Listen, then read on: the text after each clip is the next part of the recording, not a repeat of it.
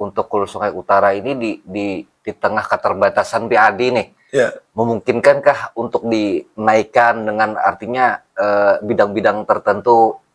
jadi tentu Kata Pak Haji kan, daerah kita iya, didominasi oleh lahan rawa, iya, kemudian masalah sungai. Nah, iya, dari itu kan dulu pernah Pak Haji, seingat-ingat saya kan Pak Haji kan dulu booming. iya. Untuk saat ini kan kalau Banyak yang nggak media tahu mungkin. sosial kan mungkin viral lah. Heeh. Nah, jadi waktu itu kan ada terkait masalah ikan dari para petani ikan dan semuanya kan mati. Oh, Indikasi pencemaran. pencemaran. Iya, Indikasinya itu kan betul. pencemaran dari salah Iya. satu perusahaan. Nah, berapa ribu yang kemarin diselamatkan Pak Haji untuk ganti rugi uang petani ikan di Hulu Sungai Utara itu, Nah, Pak Haji? jadi perlu saya ini kan saya sampaikan.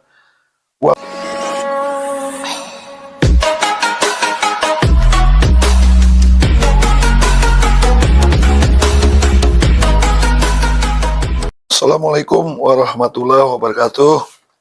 Kembali di podcast saya, Haji Didi Buhari, Haji Udong. Kembali malam ini kedatangan saudara Windy.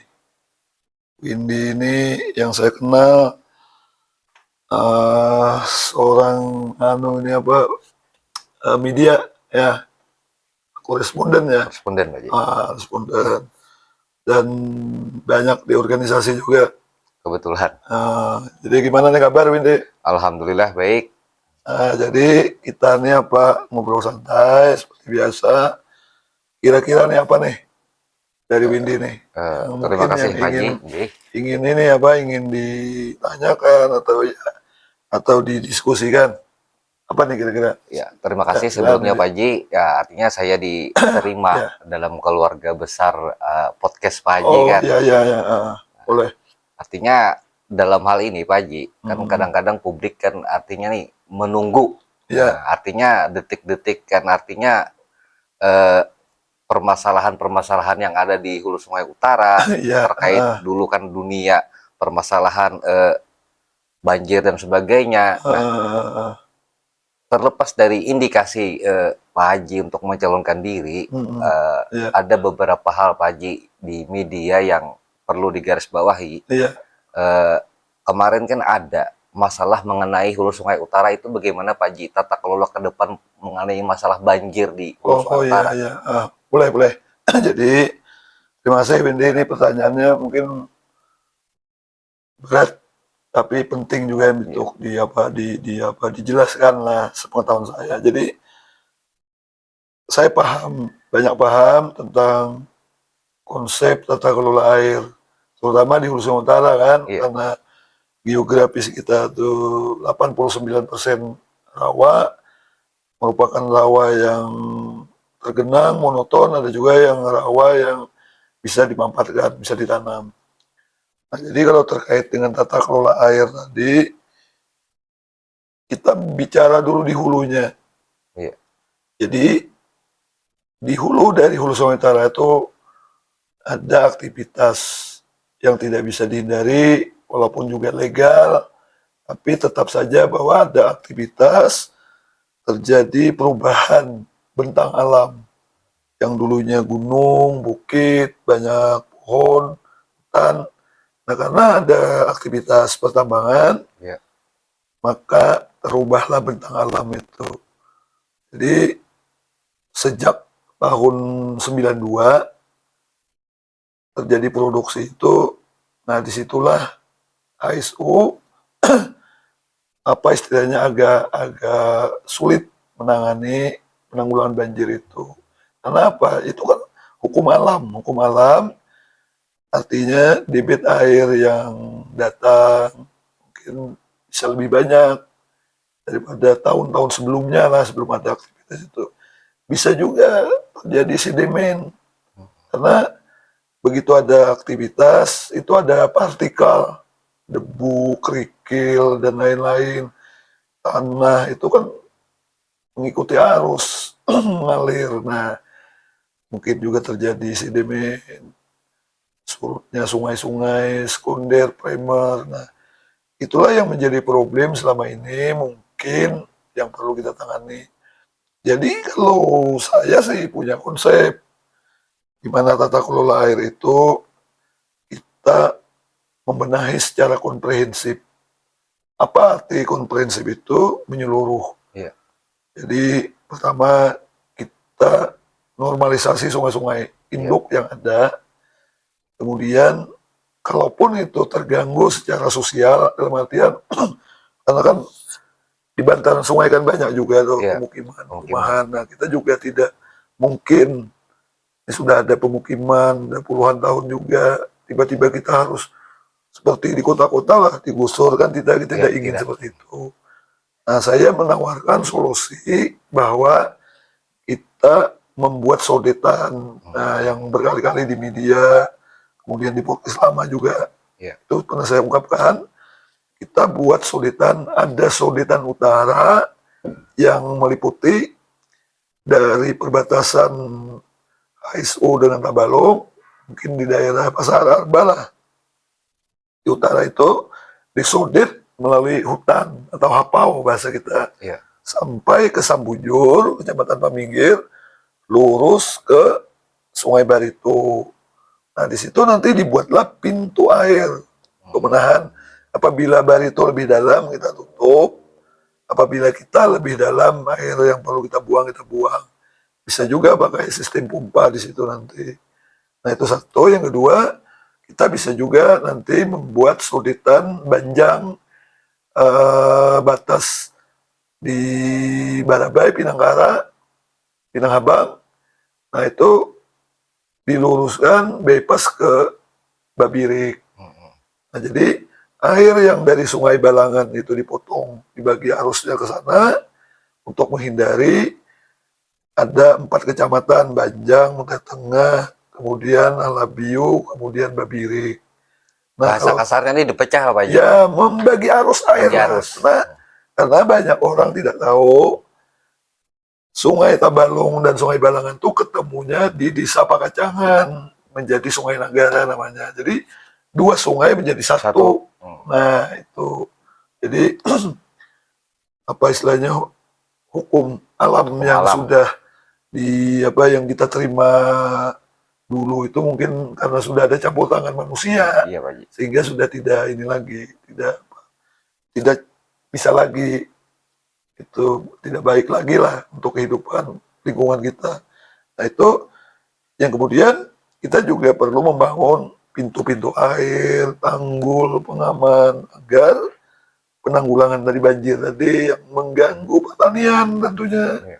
Kemudian termasuk perikanan terganggu. Nah, jadi itu namanya konsep tata kelola air yang selama ini belum pernah mungkin dibicarakan. Karena itu juga tidak cukup hanya bicara di ruang lingkup HSO, karena kita harus bicara dengan daerah sekitar, kabupaten sekitar, dan ini jangan sampai juga hanya sebagai beban kita. Iya. Nah, pembiayaan mungkin bisa nanti bukan hanya sekedar APBD, tapi juga ada APBD provinsi, kemudian APBN. Nah, itu konsep tadi yang dimaksud tata kelola air tadi. Karena saya udah lebih 15 tahun. Bergelut di dunia Nah, perairan. itu saya punya peralatan lengkap, kemudian sering mensubkon Iya. juga kan. Jadi hampir semua rawa di Hulu Sungai Utara ini saya pernah masuk, saya pernah jajak, karena saya bekerja pada lingkungan itu. Ya, terlepas konteks daripada itu Pak Haji kan kan kata Pak Haji kan daerah kita Iya. didominasi oleh lahan rawa. Iya, Kemudian masalah sungai. Nah, Iya. dari itu kan dulu pernah Pak Haji. Seingat-ingat saya kan Pak Haji kan dulu booming. iya. Untuk saat ini kan kalau Banyak media nggak tahu sosial mungkin. kan mungkin viral lah. Heeh. Nah, jadi waktu itu kan ada terkait masalah ikan dari para petani ikan dan semuanya kan mati. Indikasi pencemaran. Iya, Indikasinya itu kan betul. pencemaran dari salah Iya. satu perusahaan. Nah, berapa ribu yang kemarin diselamatkan Pak Haji untuk ganti rugi uang petani ikan di Hulu Sungai Utara itu Pak Haji? Jadi perlu saya ini kan saya sampaikan, waktu itu saya ingat 2009 Oh, 2009. jebolnya satu ISP. ISP itu namanya steering pond. Iya. Jadi kalau ada orang paham pertambangan modern, biasanya di lubang itu, lubang pertama itu dipompa airnya, dipompa, ditampung di waduk yang namanya ISPI tadi. Nah pada saat itu jebol masuk ke Sungai Balangan, mengalir ke Sungai Nagara. Nah saat itu kami menghitung investigasi ada sekitar 2.680 keramba yang terdampak, sehingga berakibat waktu itu matinya ikan-ikan yang ada di dalam keramba karena kondisi kemarau, air datang tiba-tiba dengan kondisi yang keruh seperti itu. Nah lalu beberapa pihak datang ke perusahaan, yang saya dengar saya ditolak. Nah, sama perusahaan dalam artian mungkin cara menyampaikannya keliru.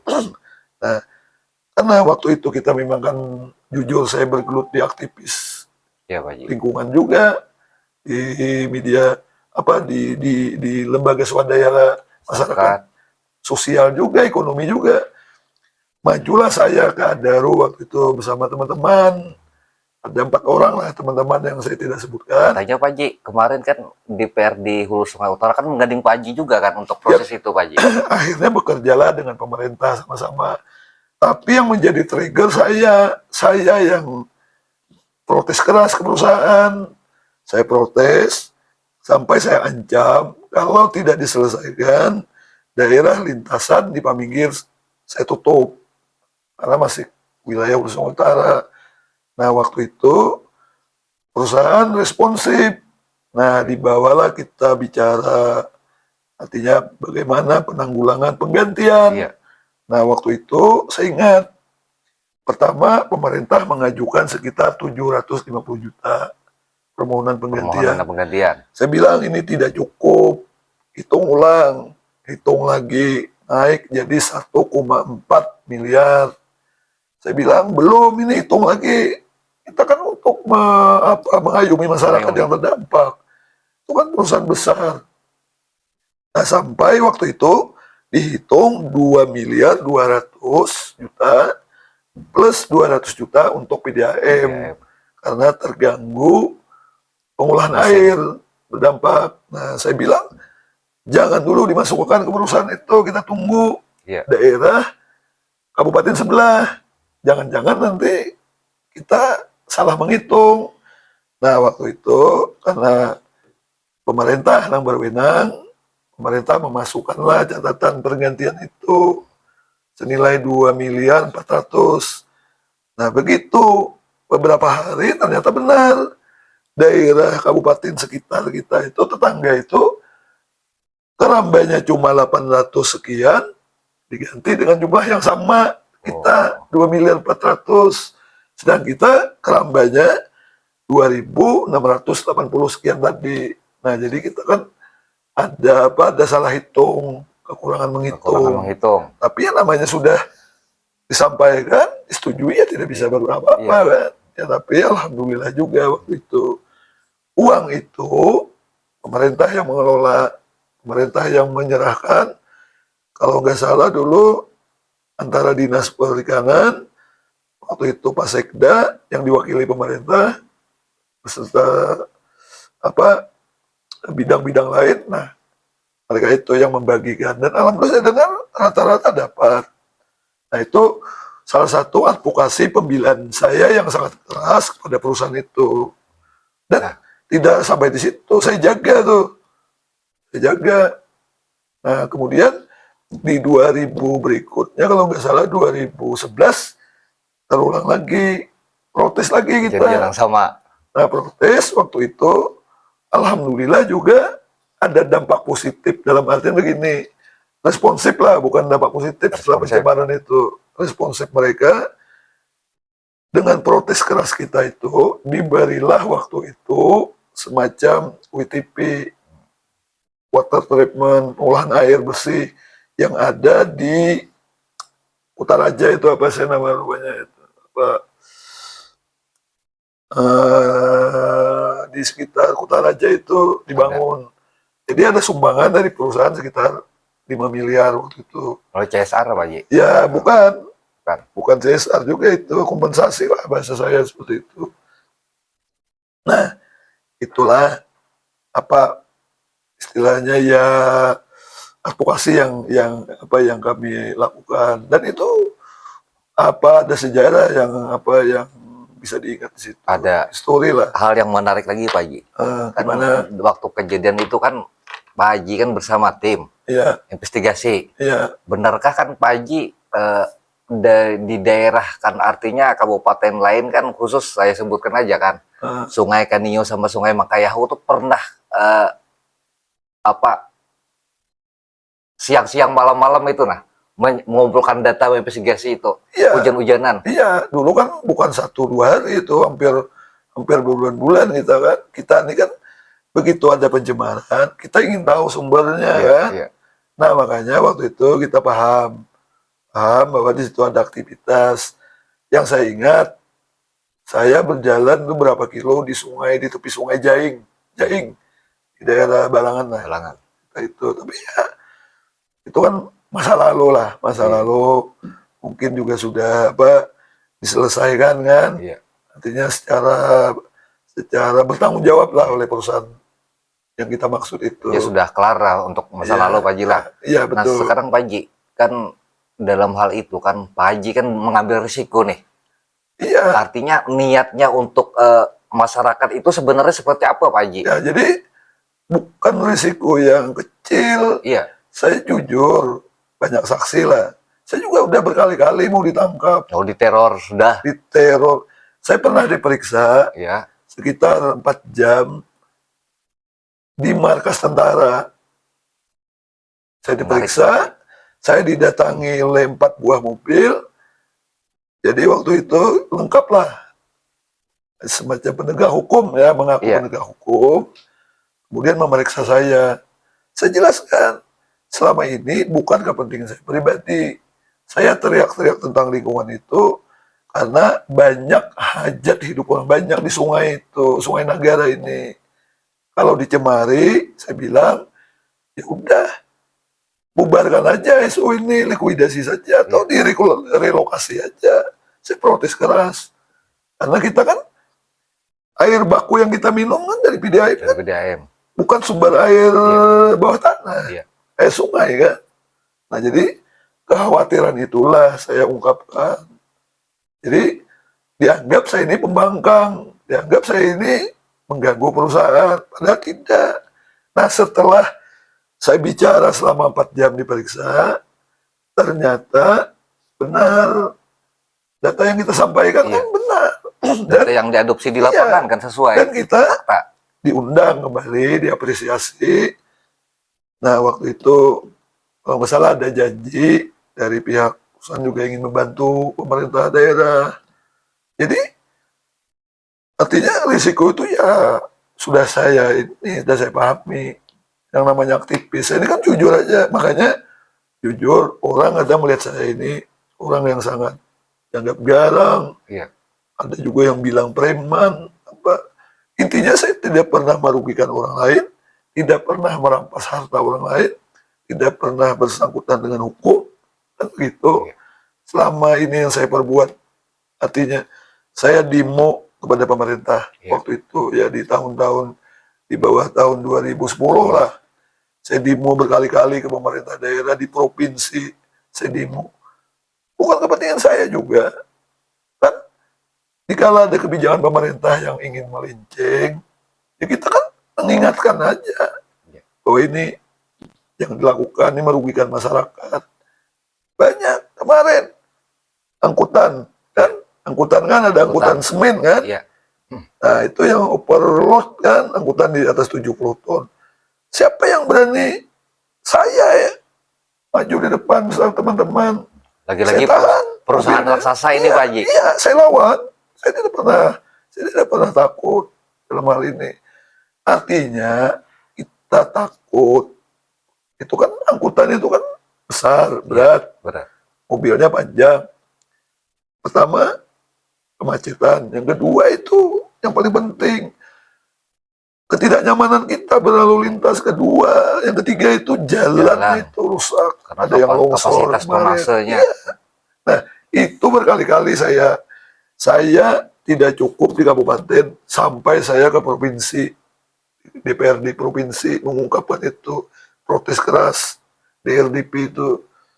Saya ngancam, kalau enggak bisa saja nanti masyarakat yang menghakimi, saya bilang kan seperti itu.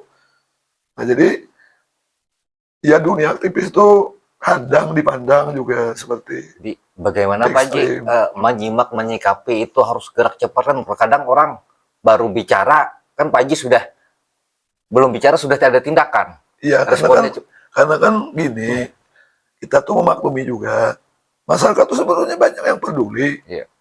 banyak yang apa istilahnya ngerti, tapi kan untuk melakukan gerakan itu kan terbatas. Iya. Nah ini kan ada kemauan, satu kemauan.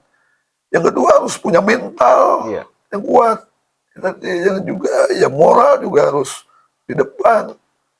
Begitu. Jadi ya itulah juga saya maklum kadang sini dianggap orang yang keras apa segala. Tapi kalau bisa orang membuktikan saya pernah merugikan orang lain, silakan saja laporkan. Kan begitu. Selama ini pemerintah yang saya protes juga tidak pernah juga. Komplain. Iya komplain karena saya juga nanti kalau jadi silakan aja dia mau protes aja. Tapi kan dengan catatan konstruktif, Iya. pasti untuk kebaikan. Itu aja kita. Terakhir Pak Haji, kan Gimana? Pak Haji kan rela meninggalkan artinya statusnya sebagai ASN. Iya. Nah, artinya niat membangun ke depan untuk KSU itu seperti apa Pak Haji? Nah jadi gini, saya ceritakan dulu. Kita ulanglah sedikit biar Iya. ada penegasan-penegasan. Iya. Saya itu menghonor 17 tahun untuk menjadi ASN itu perjuangan yang berat tentunya. Iya, tidak gampang. Nah, itu kan keinginan orang tua, keluarga. Setelah 17 tahun saya menjadi menghonor 2005 itu saya diangkat menjadi PNS. Waktu itu kebijakan pemerintahan SBY. Jadi ada PP nomor 48 waktu itu kalau nggak salah. Nah, termasuk orang yang diputihkan. Nah, kemarin 4 Juli saya menyampaikan surat pengunduran diri untuk bisa masuk menjadi syarat calon wakil bupati di Urusan Utara. Itu saya berhenti dengan hormat tanpa pensiun. Iya. Jadi saya tanggalkan atribut kepegawaian saya dengan tanpa kompensasi, tanpa pensiun. Seperti itu. Jadi ya ini satu bukti kesungguhan saya. Iya, keseriusan. Keseriusan. Ingin bersama-sama masyarakat, ayo kita bangun daerah kita. Kita belum ada yang bisa kita banggakan daerah kita ini. Itu terkait. Kita bicara masih tadi kan lingkungan belum baik. Nah kemudian pertanian belum mandiri, belum baik. Karena banyak masih tadi gagal tanam, gagal panen, perikanan, yang budidaya di sungai belum stabil, termasuk yang budidaya di istilah itu impang atau kolam belum. Nah, inilah tugas besar kita sebagai penanggung jawab nanti kalau kita terpilih. Artinya kembalikan kedaulatan masyarakat itu berdaulat di pangan. Iya, berdaulat di perikanan, di pertanian. Nah, paling tidak itu menjadi per kapita, menjadi pertumbuhan ekonomi bagi masyarakat. Termasuk nanti daerah. Artinya banyak PAD nanti yang juga bisa mungkin dinaikkan kembali. Kita bisa ambil untuk dana pembangunan. Kita kan kalau masyarakat ekonomi bagus, masyarakat juga akan terbangun partisipasinya. Nah, kalau menurut Pak Haji sendiri kan untuk Hulu Sungai Utara ini di tengah keterbatasan PAD nih, memungkinkankah untuk dinaikkan dengan artinya bidang-bidang tertentu? Jadi tentu kita juga PAD itu tidak bisa dipaksakan. Artinya karena negara itu kan tugas negara itu kan mensejahterakan masyarakat, mencerdaskan, kan menjaga kesinambungan, kemudian pendidikannya. Nah kalau tiba-tiba kita seumpamanya membebani dengan PAD yang berlebihan, seumpamanya retribusi yang berlebihan atau pajak-pajak yang tidak yang membebani ya kita tidak seperti itu. Sebetulnya banyak PAD itu sumbernya bisa dari blood, Iya. rumah sakit, jadi rumah sakit rujukan seumpamanya ya dulu kita pernah Kalteng dari itu timur seperti Buntuk dan lain-lain itu dulu kalau berobat mampir di HSO. Iya. Sekarang tidak lagi, udah lewat masuk lewat. Kandangan ke Barabai, lalu Sungai Tengah dan Selatan kan. Iya. Nah itu bisa diambil nanti dengan rumah sakit baru itu. Iya.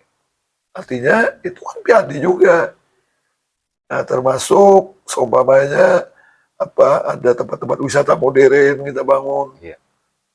Itu kan jadi PAD juga. Nah saya udah berpikir kita buat kanal yang masuk saya Sodetan tadi, itu saya sudah berimajinasi seperti yang di Katingan kan ada kan yang Oh, iya, kapal. Pak Haji. Nah kapal menyusuri itu kan sama tuh seperti kanal juga itu sungai Sama. buatan juga. Nah kan ada orang asing yang di kapal wisata itu Wisata. hilir mudik kan. Nah itu nanti kan Menarik. kanal buatan itu bisa dijadikan tempat wisata nanti. Dimanfaatkan. Ya kita bikin kapal, rancang, mungkin 10-20 buah. Nah, nanti orang-orang sih datang berwisata kan lewat di hutan kan nanti sungai itu kanal itu Sodetan itu. Nah jadi bisa jadi nanti tempat wisata tandingan yang ada di Katingan itu ada juga di Hulu Sungai Utara. Itu sebagian lah konsep-konsep yang Mungkin Pak Haji kayak publik itu kan menilai kan untuk saat ini kan cerdas. Nah dari beberapa media tuh kan artinya publik sudah bisa menentukan arah dan kebijakan bahwa setiap orang tuh kan punya gagasan, iya, harus. punya niat. Iya. Sekarang mungkin kan kita kembalikan kepada publik lagi karena yang Iya. mana yang masuk akal, yang mana yang janji. Iya. Nah, Jadi kalau kan- logika ini kan masuk akal, kalau janji kan belum.